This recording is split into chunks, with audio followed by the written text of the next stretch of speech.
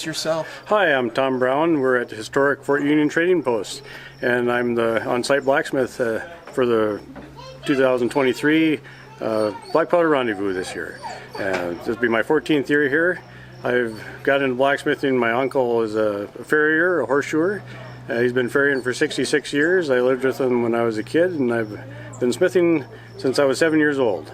So a little over 45 years. So we do all kinds of stuff here. This is a traditional shop, and we use the forge and the bellows to heat up metal and bend it to different things. And traditionally at the fort here, we would have been making a lot of different things, hinges and gates and rails, and a lot of repairs. People would break their wagon and we'd have to repair it. So we'd fix different things, or if the wagon was in disrepair, the fort might buy it and they would break the wagon apart and separate the wood to the carpenters, and we'd get the metal and recycle it into other things, either chisels and other wood product, or woodworking products for different carpenters and whatnot. And like these barrels, if we can look down here, these barrels, when these would get shipped upriver on the paddle boats, and salted meats and other things would be shipped in here, and when they were empty, they'd break these barrels apart. Again, the carpenters would get the wood and we'd get the metal, and these metal bands would be made into trade arrowheads and forks and spoons, different types of cutlery, and other little knickknacks and trade goods. So we were one of the first recyclers, really. This is the 5th blacksmith shop here at the fort, and they just kind of kept moving us over from where it was originally in the trade house. So this is a crank style bellows. It has a big fan here, and as you turn this is a gear reduction set.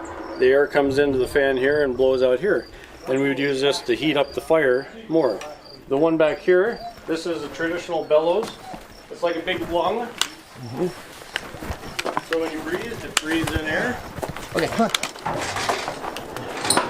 This is a 2-chamber bellows, so it sucks in air off the bottom, puts it in the top chamber, and then that air from the top gets blown down the tube into the fire to make it hotter. Yeah, it did make it hotter, didn't it? We traditionally, today we use coal, but traditionally here it would have been charcoal. There was actually charcoal kilns down by the river, and they were making mostly cottonwood charcoal. There were some records on a few winters where they couldn't keep up demand, so they were actually using buffalo chips for fuel. So they didn't just go out and mine the coal that's in the ground out here, did they? No, they actually didn't find the big coal deposits until later on, even after Fort Buford was built. Yeah. Huh, interesting. And then we got you up. Well, first we have the anvils. Now this is an important thing. I know this is important. Yep. So, and there's different, this is a traditional London style anvil with a single horn. Sometimes you'll see twin horns, and those are like the Austrian German style anvils. This is a working face. This is a cutting face. This is a little softer, so if you get chisel marks in there, it's not a big deal. And this is a horn, so you'd bend scrolls and whatnot over that. And there's different things. The hardy hole, so you can put hardy tools like this. Cut off hardy is like a big chisel, and that way, if you needed to cut off metal while it was hot, you could just do it on there. We always take this out after we get done using it, because they are sharp and you could lose fingers that way, so that's something that always comes out.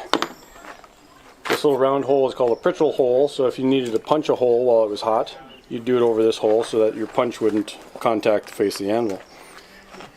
Of course, we have tongs, many different shapes and sizes of tongs to grip different types of metal. That was one of the first things that you would have learned to do as a smith, was make your own tongs, because sometimes you'd make a pair of tongs, or maybe 2 or 3 pairs of tongs just for one single project. Interesting. I didn't know they made the tongs themselves. Yep. I thought that was like one of the, that qualifies you for a blacksmith because you went and bought the tongs. Oh, no, yeah, a lot of times they're made, and it's one of my favorite things to do if you go to auctions, old auctions, and they're, especially if they're auctioning old blacksmith shops, and you look at all the tongs, you try to dissect what those tongs would have been used for, And here we've got traditional leg vise. What they call blacksmith vise or leg vise. It has a leg that goes down into the ground. And like a shop vise, the screw carries the load. So it has a lot of clamping strength, but if you hammer on the top, it can shear that screw. And then that's why these leg vices, the load is carried around the screw down into the ground, so you can take a sledgehammer to these things and it won't affect it whatsoever. The only downfall is they don't clamp squarely, it clamps like this. So you have a little bit of a, they don't clamp quite as well as a regular shop one does. Traditionally, if I can have you maybe back up here a little bit. Traditionally, the forge the big forge would have been right here against this wall. There would have been a small forge, maybe around this size. This is a river forge along this wall. And there was a bench here, and this is where the gunsmith would have worked. So most of the heavy forging would have been done over here. Gunsmith would have been over here, and along this area they would have had planks and a doorway where you're standing. This is where they would have brought the horses in to shod the horses. And so the main anvil would have been closer to here. There are some records of sledgers being hired here. And sledgers would have been very large gentlemen, usually over 6 foot, sometimes 6'4", and they would own their own hammers. And they would go up and down the rivers, on the river boats, hiring out as heavy labor to the different blacksmith shops. And there was records of them getting paid as much, if not more, than the master smiths at the time. Okay, what about the sharpening? Bring you my knife. I need to get it sharpened. Yep. This is old traditional sandstone grindstone. We have a lot of sandstone here in North Dakota. And this bench was recreated back in the 80s when the fort was recreated. But the sandstone wheel here is actually an archaeological find here. So this wheel was in use when the fort was open, and we're still using it to this day. Wow.